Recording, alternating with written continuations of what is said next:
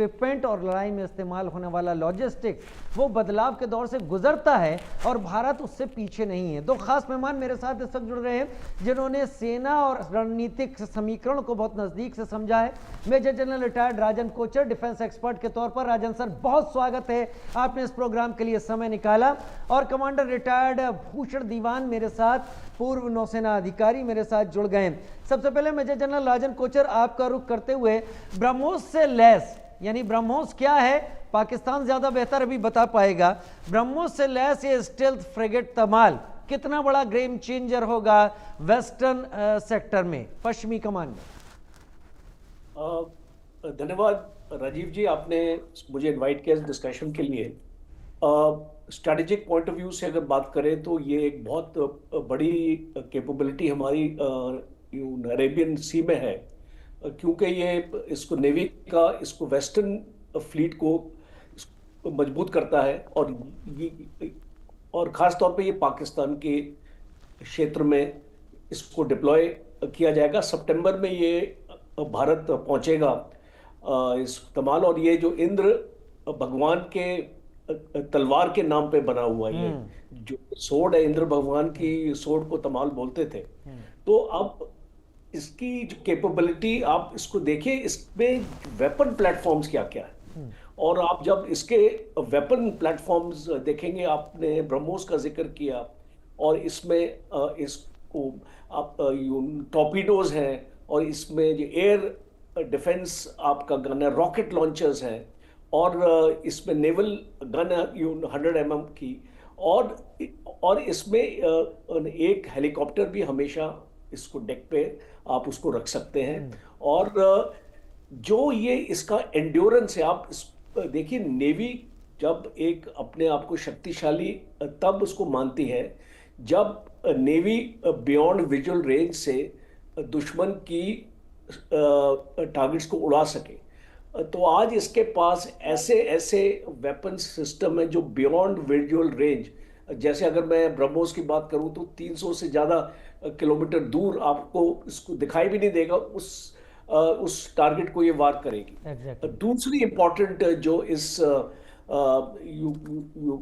Vessel में है, या फ्रिगेट हम जिसको बोलते हैं, और इसका ये है कि ये एक स्टेल्थ है कि आपको पता भी नहीं चलेगा, और ख़ास तौर पे सबमरीन्स को ये टारगेट करने में बहुत सक्षम है।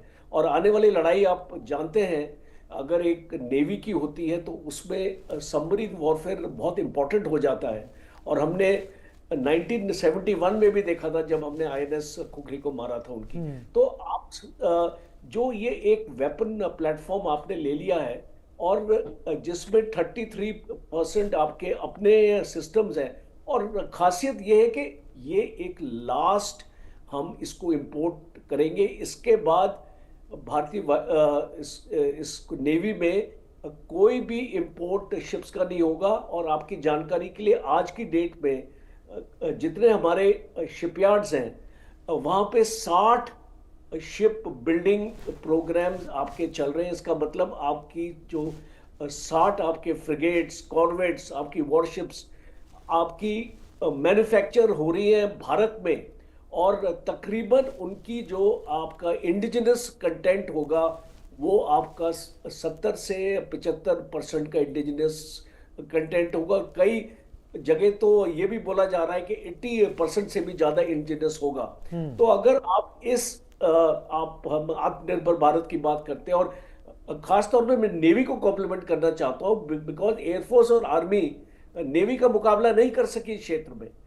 जिस स्पीड से नेवी आगे बढ़ी है अपनी आत्मनिर्भरता के लिए, और जिस स्पीड से इसका अपग्रेडेशन हुआ है इनके अपने आर्सेनल्स का, और जो भी जो आज हमारे पास 17 सबमरीन्स हैं, न्यूक्लियर भी हमारे पास एक है, और भी आ रही है न्यूक्लियर, स्कॉर्पियन क्लास सबमरीन्स भी आ रही हैं हमारे पास, और हमारे पास एयरक्राफ्ट भी आ रहे हैं। आज की जो नेवी जो हमारी है वो एक मॉडर्न ब्लू वाटर नेवी की तरफ बढ़ रही है। और ख़ास तौर पे अगर जब हम अपनी कोस्ट लाइन देखें, 7500 किलोमीटर की जो हमारी कोस्ट लाइन है उसको गार्ड करना, और कोस्ट लाइन के आगे भी जाना, और आपके एक्सक्लूसिव इकोनॉमिक जोन को प्रोटेक्ट करना, और जो भी चुनौती आती है we are the first responders. आप इस देख लीजिए, कहीं पर भी इसको वेस्ट एशिया में भी अगर कोई पायरेसी होती है या कुछ भी होता है, आप उसको देखेंगे इंडियन नेवी मौजूद है। आज at any point of time भारतीय नेवी की 30 से 40 वॉरशिप्स हमेशा डिप्लॉयड रहती हैं और इसको बाहर रहती हैं और डिफरेंट डिफरेंट एरियाज को प्रोटेक्ट करती है। तो भारत का एक एक इसको मैसेज है इसको वर्ल्ड के लिए, that we are the first responders. कुछ भी होता है, ये इसको कोई भी अगर इसको साइक्लोन आ जाता है, कोई भी ऐसी चीज आती है, तो हमारी जो नेवी है वो पहुंच जाती है वहां पे। और इसलिए इसको तमाल एक बहुत इंपॉर्टेंट हमारा कंपोनेंट होने वाला है। 150 के करीब हमारे पास स्ट्रेंथ है हमारी वॉरशिप्स की आज। और आने वाले वक्त में जो नेवी का मॉडर्नाइजेशन प्लान है वो एक 200 वॉरशिप्स एक अपनी फोर्स अपना बनाना चाहते हैं। 500 एयरक्राफ्ट वो अपने आर्सेनल में डालना चाहते हैं। और मुझे कोई शक नहीं है कि आने वाले वक्त में नेवी इसको हासिल करेगी, क्योंकि उनकी जो प्लानिंग है और जिस तरीके से इंडियन नेवी काम कर रही है, मैं उनको सल्यूट करता हूं। उनके सेलर्स को, उनके ऑफिसर्स को और डीआरडीओ के साइंटिस्ट को, जी सबको क्रेडिट इसके लिए मिलना चाहिए। आप सही कह रहे हैं, तैयारी अभी से करनी होगी, इंतजार नहीं करना होगा। अगर इंतजार ही करना होगा तो फिर यूक्रेन बनने में दिक्कत कोई भी यहां पर नहीं रहेगी, ये बात तय है। कमांडर भूषण दीवान मेरे साथ इस वक्त जुड़े हुए हैं। 2016 का समझौता भारत और रूस के बीच में